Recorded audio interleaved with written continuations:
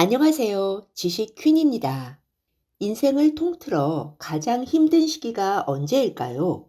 기준이 사람마다 다르기 때문에 정확한 점수를 매기기는 어렵지만 외국의 통계 자료에 따르면 사람들이 가장 힘들어하는 시기는 독립해서 결혼하고 아이들을 키우는 30대라고 합니다. 의무와 책임이 가장 많기 때문이죠. 외국에서는 일반적으로 20대 중후반에 결혼해서 30세 전에 아이를 2명 이상 낳는 경우가 많거든요. 어차피 결혼하자마자 집을 사는 경우는 없고 다 월세로 살기 때문에 결혼하는데 목돈이 들지도 않습니다. 그런데 우리나라 사람들은 뭐든 남들에게 뒤처지면 안 된다는 생각이 강하고 준비성이 철저하기 때문에 결혼하기 전에 전세금이라도 마련해야 한다는 생각이 강합니다. 이건 전세 제도가 우리나라에만 있기 때문인데요. 준비가 되지 않으면 결혼을 하지 않겠다는 마인드도 강합니다.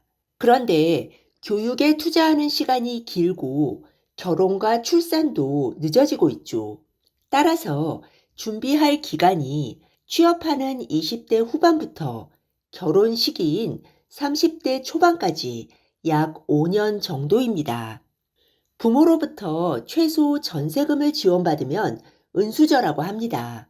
은수저 이상을 제외하고 이 5년을 어떻게 보내고 어떻게 준비하느냐에 따라 평생 모으고 불릴 수 있는 자산의 30%가 결정된다고 해도 과언이 아닙니다. 왜냐하면 결혼하고 아이가 생기면 생각보다 모을 수 있는 돈이 많지 않거든요. 좀 전에 결혼 전의 경제적 준비가 생애 자산의 30%를 결정한다고 말씀드렸는데요.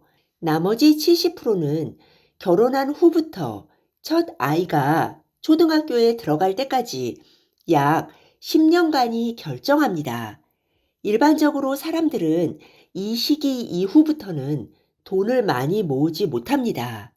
그런데 참 안타깝게도 요즘 20대 후반, 30대 초반의 청년들이 그 준비를 잘하고 있느냐면 그렇지 않은 것 같습니다. 중고등학생 때는 공부에 올인하고 대학 때도 취업에 올인하다 보니 취업하고 나서 일종의 번아웃 증세를 겪는 것입니다. 그래서 월급이 들어오면 일단 자기 만족을 위해 쓰고 보자는 생각이 강합니다. 최근에 한 뉴스 기사를 보았는데요. 매달 월급 230만 원을 받는 30대 직장인이 통장에 겨우 5만 원이 남는다는 내용이었습니다. 독립해서 혼자 살면 월세를 내니까 그런가 보다 할 수 있는데 부모님 집에서 살기 때문에 생활비가 딱히 드는 것도 아닌데 월급을 받으면 그 다음 날로 모두 신용카드 대금 결제로 나가버리니 텅 빈 통장을 면하지 못한다는 것이죠. 그런데 A씨의 월 지출 내역을 보니 기가 막혔습니다. A씨의 지출을 한번 볼까요? 보험료 13만 원은 그럴 수 있죠. 그런데 휴대폰비가 7만 원이에요. 알뜰폰으로 바꾸면 2만 원이면 될 텐데 불필요한 지출을 월 5만 원이나 하고 있네요. 식비와 간식비 50만 원은 그럴 수 있습니다. 다 먹고 살자고 돈을 버는 것이니까요. 교통비 15만 원, 의료비 3만 원, 아무 문제 없습니다. 문제는 쇼핑비 70만 원과 캠핑 비용 50만 원입니다. 매달 120만 원을 취미와 소비 활동에 사용하고 있습니다. 월 지출 208만 원에서 무려 60%를 단순 소비와 취미에 사용하고 있는 겁니다. 월급 230만 원이면 사실 굉장히 적습니다. 거의 최저임금 수준이죠. 그런데 집에서 생활한다면 이 돈이 그리 적지 않습니다. 자, 보세요. A씨가 소비 지출 120만 원 중에서 20만 원만 소비에 사용하고 100만 원은 저축한다면 무슨 일이 일어날까요? 매달 100만 원을 저축하면 1년이면 1200만 원이죠. A씨는 연간 비정기 수입으로 200만 원이 들어오므로 그것까지 합치면 연간 1,500만 원은 모을 수 있습니다. 1,500만 원씩 5년을 모으면 7,500만 원이죠.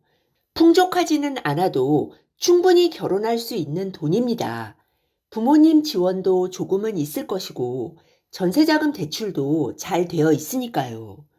그런데 A씨는 쓰고 싶은 만큼 다 쓰면서 통장에 모이는 돈이 없다.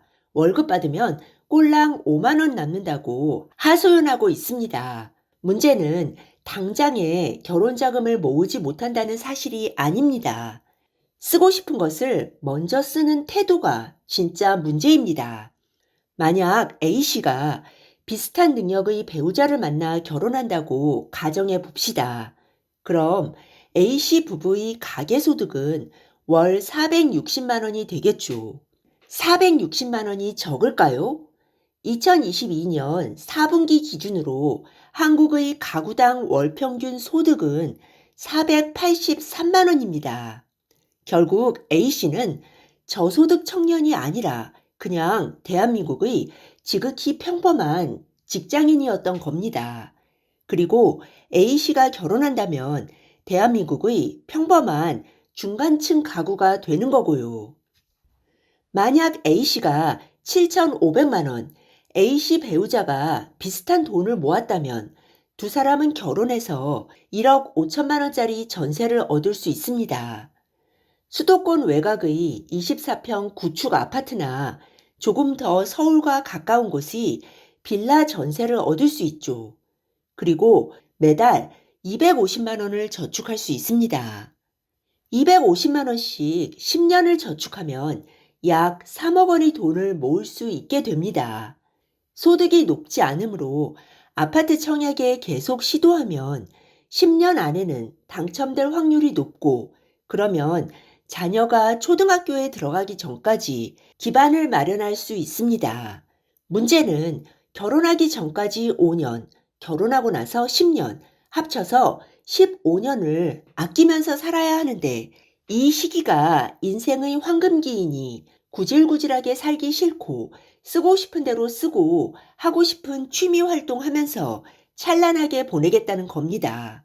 그런데 지금 40대 중반 이상이신 분들은 수입의 많은 부분을 미래를 위해 저축하고 사는 것을 당연하게 생각하고 또 그렇게 살아왔거든요.